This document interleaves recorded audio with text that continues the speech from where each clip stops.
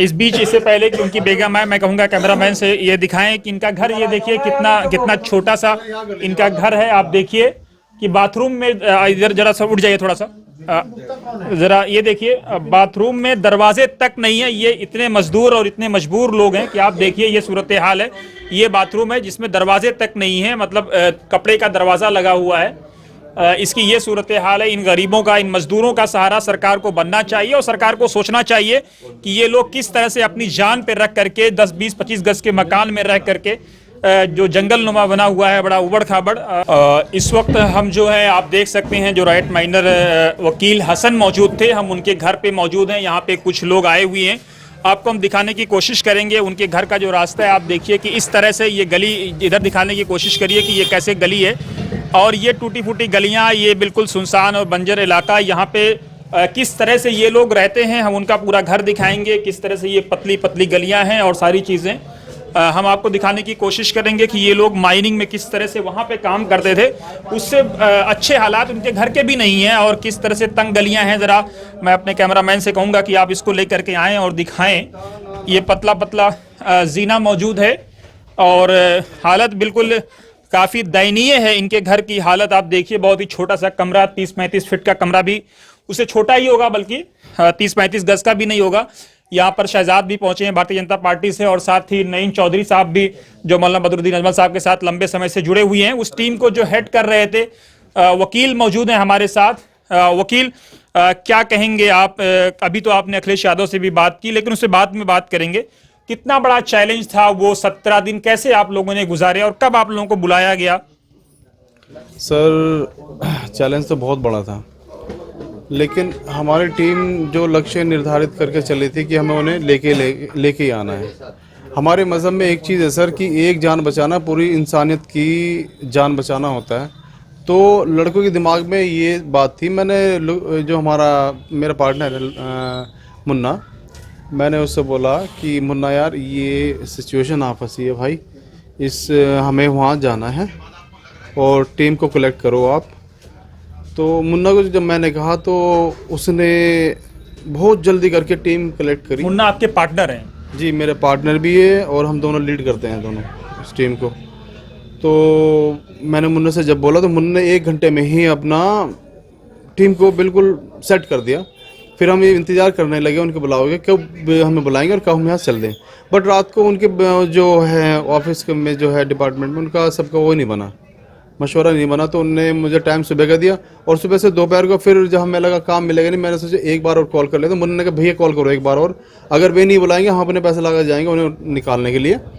तो मैंने फिर दोबारा उन्हें कॉल किया तो लगभग जहाँ से उन्होंने बोला कि भाई हम आपको ही कॉल लगाने वाले थे, आप जल्दी से जल्दी वहाँ से निकल जाइए। तो हमें उन्होंने 3 बजे करीब फ़ोन किया था, हमने सामान खरीदा। जी वकील। तो सर मुन्ना ने टीम बिल्कुल इमीडिएट इकट्ठी करके हम लोग यहाँ 7 बजे रात को निकल गए और सुबह 4:45 बजे हम वहाँ पहुँच गए। तो जब हम लोग वहाँ पहुँचे हमने देखा ऑगर काम कर रहा था, बट वो आगे नहीं बढ़ पा रहा था।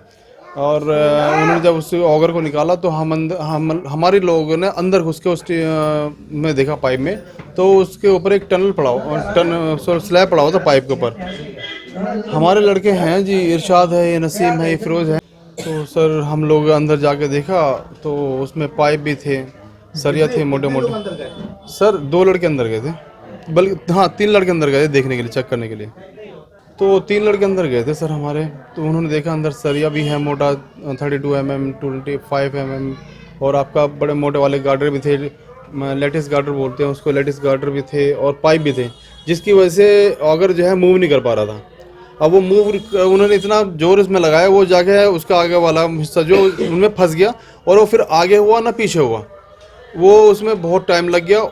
जब उससे कुछ नहीं हुआ फिर उसे हटा के उसे काट के निकालना पड़ा, उसमें हमें लग गए 3 दिन। तो ये मैनुअली काटा आप लोगों ने? मैनुअली कटा सर उसको। तो वो तो 36 घंटा दे रहा है मीडिया वाला। सर 36 घंटे एक्चुअली हमें काम करने में लगे, उन्हें काटने में 3 दिन लगे सर। किसको?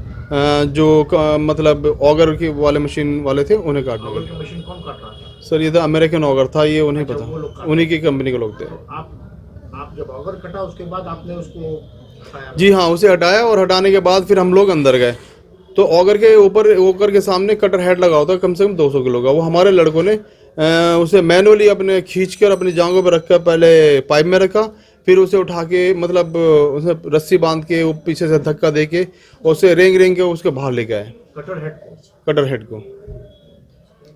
वकील, लेकिन सवाल ये बताइए कि ये सब प्रक्रिया आपने अभी बताया कि आपने कुरैशी को कॉल किया और आप लोगों ने टीम जमा की, फिर कैसे यहाँ पे गए, किसने आप लोगों को बुलाया?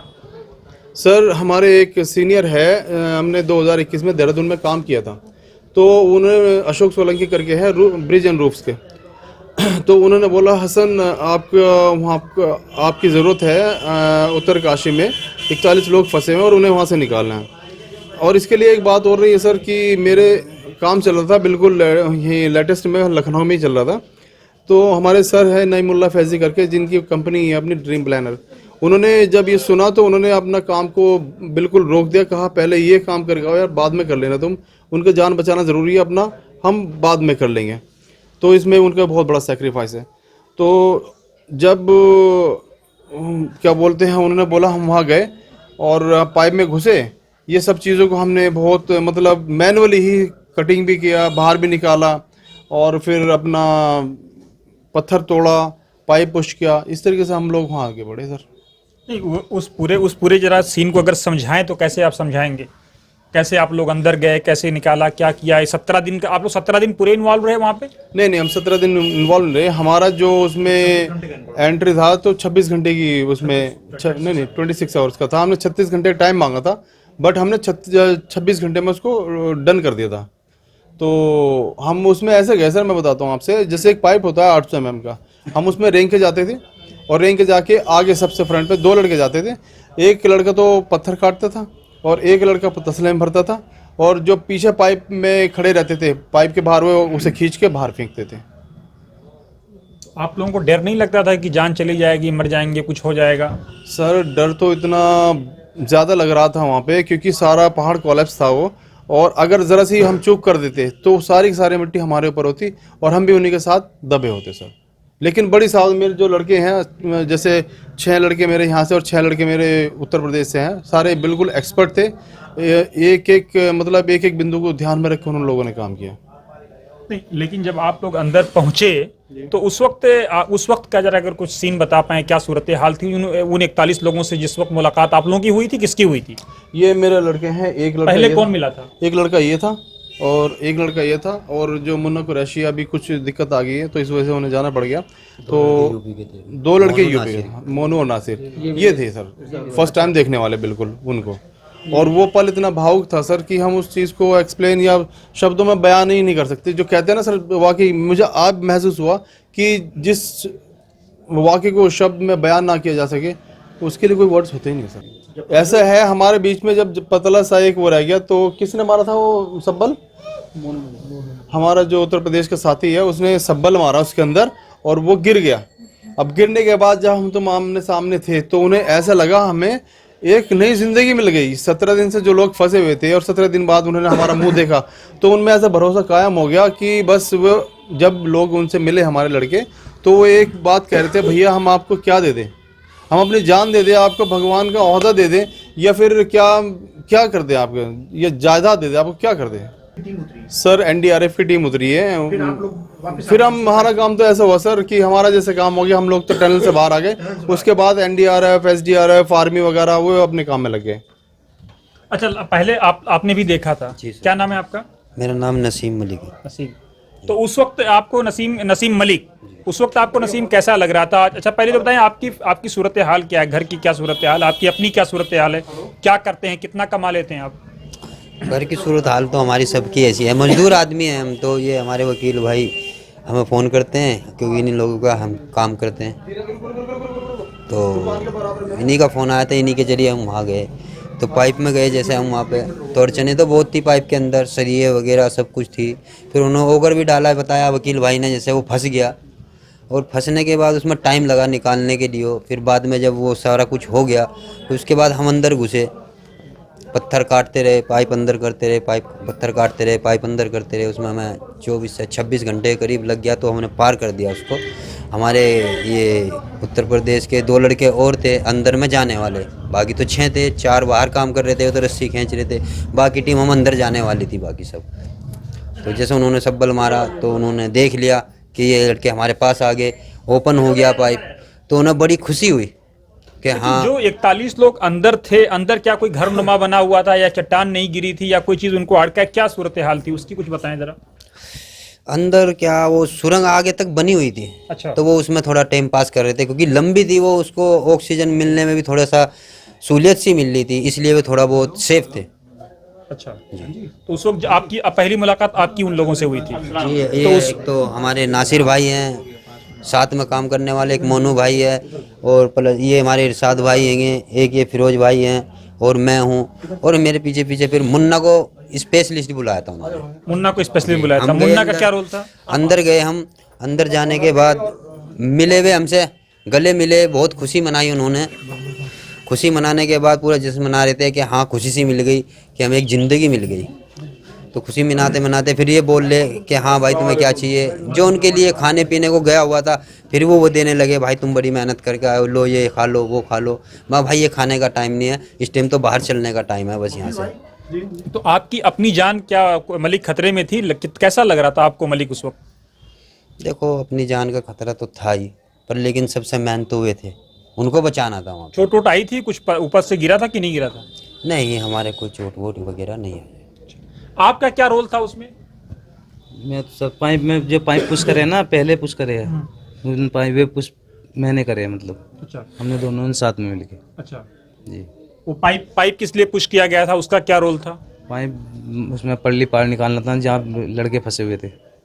15 मीटर जो डाला है ना, आखिरी का पाइप में मैं नहीं था और ये सब थे। अच्छा। आपका क्या रोल था? आपका नाम क्या है? मेरा नाम फिरोज कुरैशी है जी। हमारा रोल क्या, हमारा काम ही वो था जो सुरंग बनाकर उनका रास्ता बनाकर निकालने का लाना था, उनको निकाल कर लाना था हमें। हमने कम से कम 7-8 घंटे काम करा था, इन्होंने और मैंने। पहले दोनों ही करके आए थे, फिर हमने करा था काम। और जब हम उनके पास पहुंच गए थे ना, तो वो लोग जो ना बहुत ज़्यादा खुश हुए थे हमें देखकर। इतने खुश हुए जैसे कि कोई इंसान को जिंदा दफन कर देता है ना और दोबारा उसे निकाल लेता है बाहर। उनको समझ लो एक तरीके से ये था कि हम जिंदा दफन हैं, और अगर ये लोग हमारे पास नहीं पहुंच पाए या कोई हमें नहीं निकल पाया तो समझ लो जिंदा मरे हुए हैं हम। और जब हम उनके पास पहुंच गए तो उन लोगों को बहुत खुशी हुई हमें देख के, उन्होंने हमारा धन्यवाद करा। और मैंने तो जाते ही पूछा था, हेलो और कैसे हो आप, सब ठीक ठाक हो? उन्होंने तुरंत हमें जवाब दिया, हाँ जी हम बहुत बढ़िया हैं, आप तो ठीक ठाक हो? हमसे ही पूछा उन्होंने। मैंने हमारी टेंशन मत लो, आप अपनी बताइए कैसे हो। उन्होंने बहुत अच्छी तरीके से हमें प्यार दिया, सम्मान दिया, और हमसे बोलने लगे आप हमारे भगवान हो। मैंने भगवान मत कहो, भगवान तो बचाने वाला ऊपर वाला है भगवान तो। फिर हमने उनसे बोला चलो हमारे साथ चलो। तो कुछ वो सरकारी लोग थे वहाँ के, उन लोगों ने कहा, वो एनडीआरएफ की टीम आई हुई थी ना वहाँ पर, हमारा काम तो केवल सुरंग बनाने का, रास्ता बनाने का, उनको निकालने का नहीं था, सिर्फ हमारा रास्ता बनाने का काम था।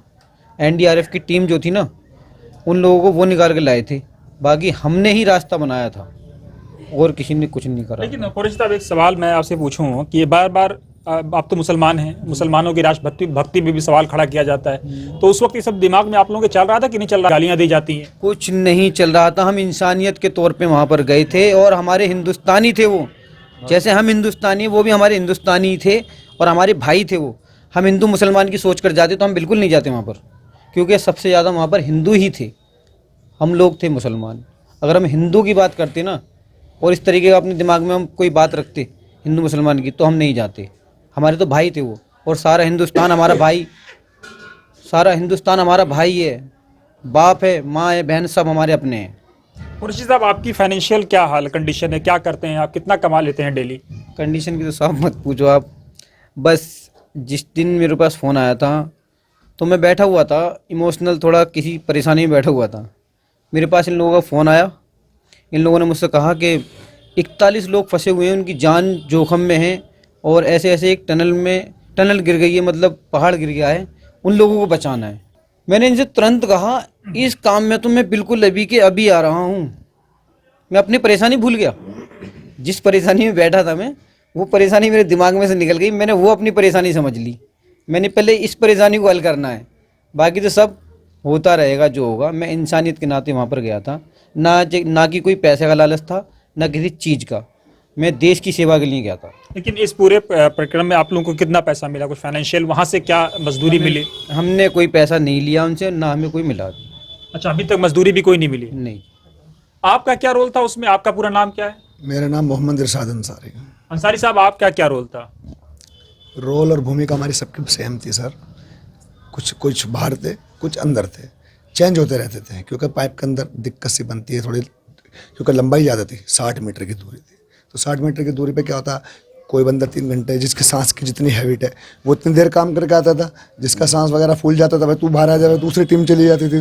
तो ऐसी घंटे 2 घंटे में चेंज होते रहते थे सारे। जिस टाइम वो पाइप के अंदर सुराख करा था, पल्ली पार पहुँचे थे, वो 2 बंदे हमारे यूपी के थे, जो यूपी से बिलोंग करते, जिला बुलंदशहर से।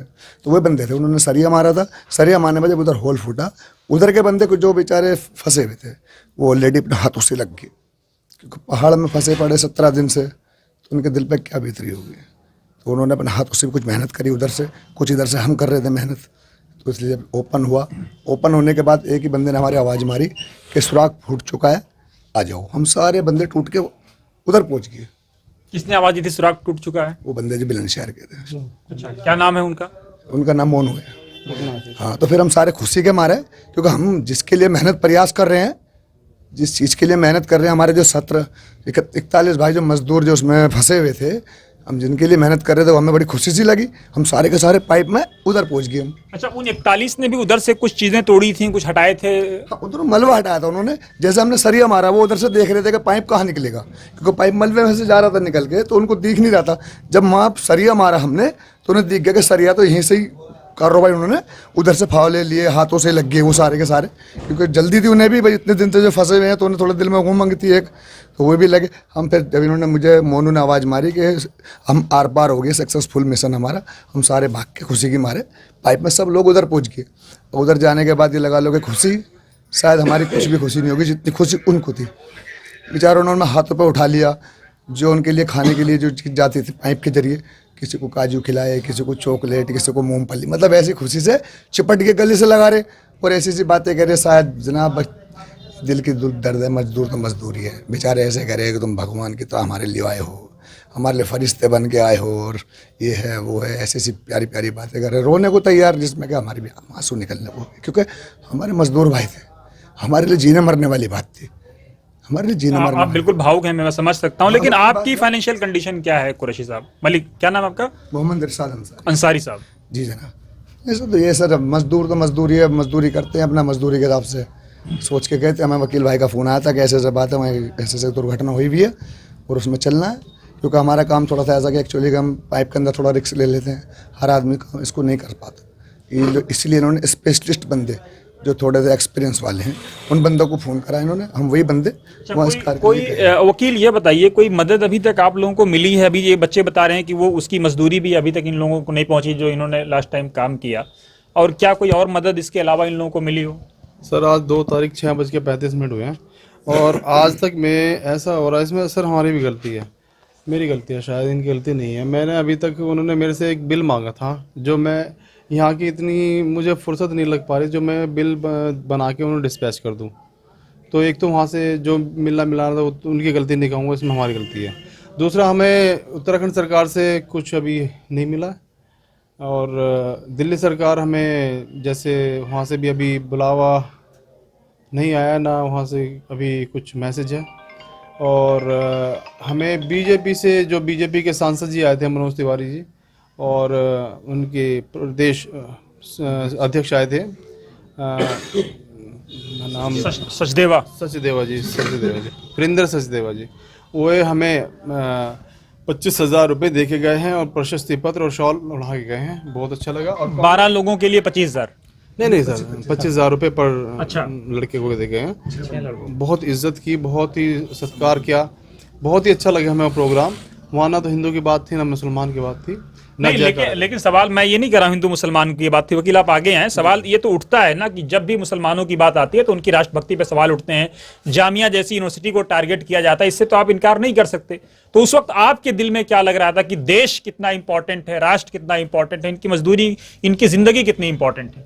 सर आप सही कह रहे हो, लेकिन हमारा कहना भी यह है, हमें एक बार आजमा के तो देखें।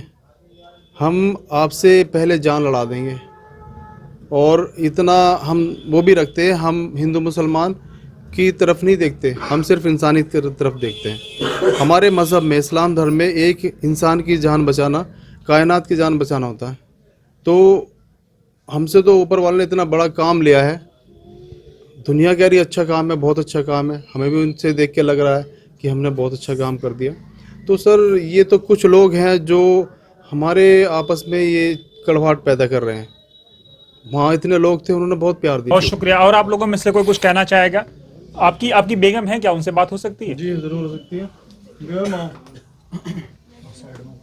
इस बीच, इससे पहले कि उनकी बेगम आए, मैं कहूंगा कैमरामैन से ये दिखाएं कि इनका घर ये देखिए कितना छोटा सा इनका घर है। आप देखिए कि बाथरूम में इधर जरा सा उठ जाइए थोड़ा सा, जरा ये देखिए बाथरूम में दरवाजे तक नहीं है। ये इतने मजदूर और इतने मजबूर लोग हैं कि आप देखिए ये सूरत हाल है। ये बाथरूम है जिसमें दरवाजे तक नहीं है, मतलब कपड़े का दरवाजा लगा हुआ है। इसकी ये सूरत हाल है। इन गरीबों का, इन मजदूरों का सहारा सरकार को बनना चाहिए, और सरकार को सोचना चाहिए कि ये लोग किस तरह से अपनी जान पे रख करके 10, 20, 25 गज के मकान में रह करके जो जंगल नुमा बना हुआ है, बड़ा उबड़ खाबड़